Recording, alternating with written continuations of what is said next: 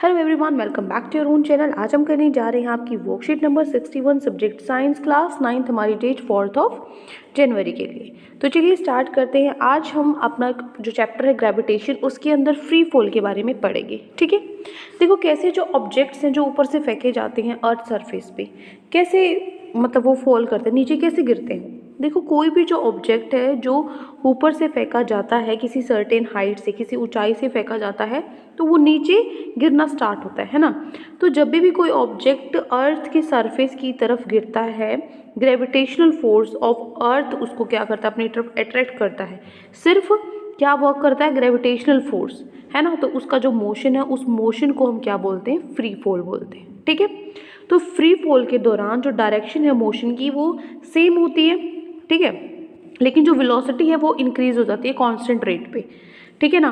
तो कोई भी चेंज है वेलोसिटी में, उसके अंदर एक्सेलरेशन होती है। वेलोसिटी चेंज हुई, इंक्रीज हुई है, इंक्रीज हो रही है तो एक्सेलरेशन हो रही है। तो जो ये एक्सेलरेशन है फ्री फॉल के दौरान, इसको हम बोलते हैं एक्सेलरेशन ड्यू टू ग्रेविटी। ठीक है, तो एक्सेलरेशन ड्यू टू ग्रेविटी को हम जी से डिनोट करते हैं, और इसकी जो यूनिट है वो सेम वही है जो ऐसा यूनिट है एक्सेलरेशन की, मतलब मीटर पर सेकेंड स्क्वायर।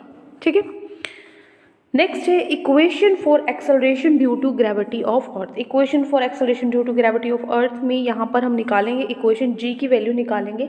देखो मान लीजिए जो मास है, let mass of the earth क्या है, हमने m मान लिया, और जो मास ऑफ द ऑब्जेक्ट हमने क्या मान लिया, स्मॉल m मान लिया।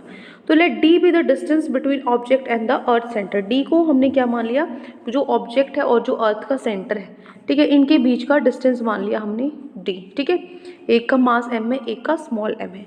तो फोर्स ऑफ अट्रैक्शन इनके बीच में F होगा, जो अर्थ लगाएगी on the object exerted by on. तो हमने यूनिवर्सल लॉ ऑफ ग्रेविटेशन पढ़ा था पिछली वर्कशीट में, क्या होता है, F is equals to G into m by D square, ये होता है।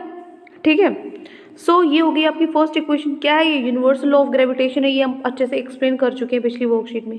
तो सेकंड लॉ ऑफ मोशन के हिसाब से हमें पता है जो मैग्नीट्यूड है फोर्स का किसी भी ऑब्जेक्ट पे, वो क्या है, प्रोडक्ट है उसके मास का और एक्सेलरेशन का। मतलब जो F है वो क्या है, m इंटू ए है ना, सेकंड लॉ ऑफ न्यूटन है ये। तो फ्री फॉल के दौरान जो एक्सेलरेशन है ए है वो किसके इक्वल होगी, mg, acceleration due to gravity के इक्वल होगी, राइट, mg हो गया।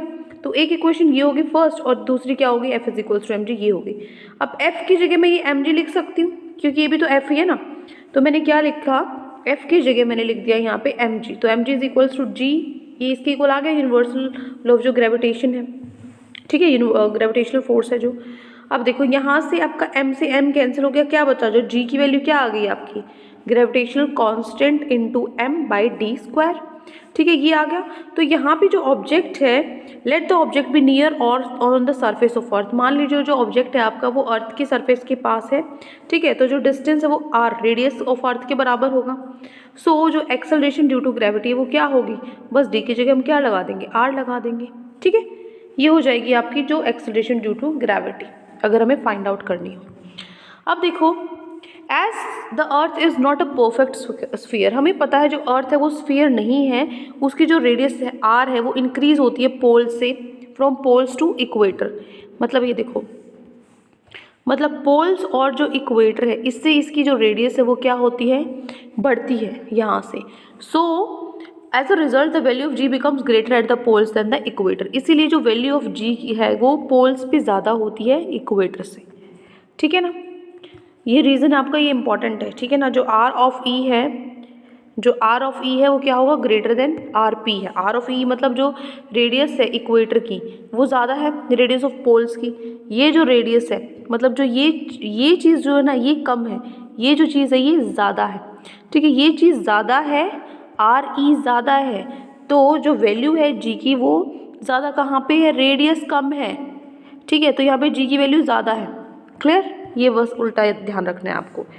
Now moving to our question answers. तो आज की वर्कशीट में ये 4 क्वेश्चंस आपको गिवन है। ठीक है, फर्स्ट क्वेश्चन से स्टार्ट करते हैं। Explain free fall in brief. Free fall क्या होता है, एक्सप्लेन करो। तो देखो, when an object fall towards earth surface under the influence of gravitational force of earth alone, then its motion is termed as free fall.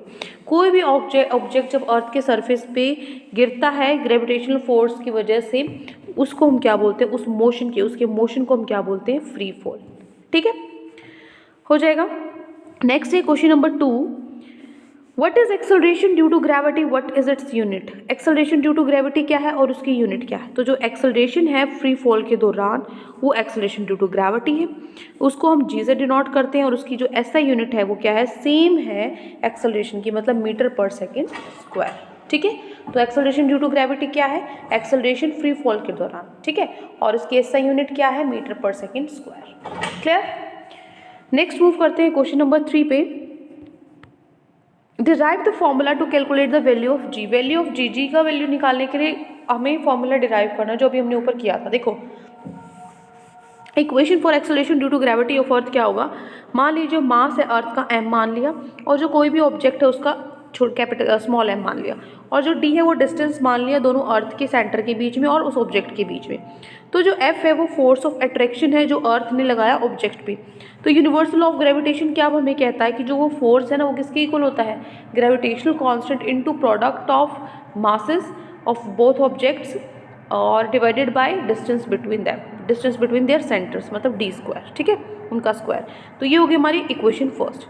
अब second law of motion हमें कहता है कि जो मैग्नीट्यूड है फोर्स का वो क्या होता है, product of mass into acceleration, M A के इक्वल होता है। ठीक है, सो एम ए के इक्वल होता है जो एक्सेलरेशन है F is equals to M में होता है। तो यहाँ से F is equals to M में होता है, एम ए की जगह मैं एम जी लिख दूँ, ए की जगह मैंने जी लिख दिया क्योंकि फ्री फॉल के दौरान जो एक्सेलरेशन है वो जी के बराबर होती है, acceleration due to gravity. So F is equals to M G होगा, ये होगा आपका इक्वेशन 2। सो फर्स्ट इक्वेशन और सेकेंड इक्वेशन से अगर हम देखें ये भी फोर्स है ये भी फोर्स है, तो इस F की जगह मैं एम जी लिख दूँ।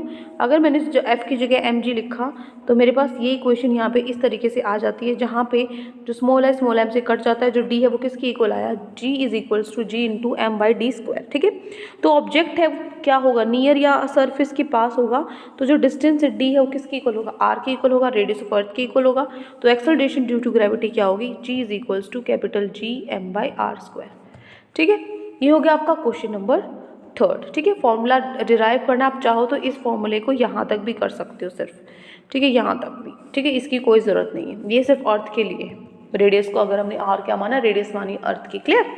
चलिए नेक्स्ट मूव करते हैं हम। लास्ट क्वेश्चन है question number 4। Why the value of G is greater at poles in comparison with equators. Value of G की ग्रेटर क्यों होती है पोल्स पे। देखो अर्थ है वो स्फीयर नहीं होती, जो उसकी जो रेडियस है आर वो बढ़ती है पोल से इक्वेटर पे।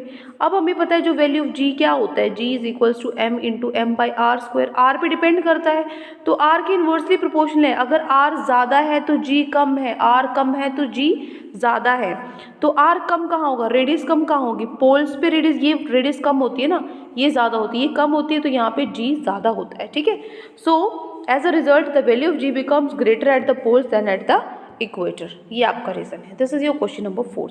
तो ये 4 क्वेश्चन आज आपकी वर्कशीट में गिवन थी। आई होप आपको अच्छे से समझ में आ गए हैं। कोई भी डाउट है किसी भी क्वेश्चन में तो कमेंट सेक्शन में आप मुझसे पूछ सकते हैं, और अगर आपको लेक्चर अच्छा लगे चैनल को सब्सक्राइब कर सकते हैं, वीडियो को लाइक कर सकते हैं। आज के लिए इतना ही, मिलते हैं नेक्स्ट वीडियो में। Till then take care, bye bye.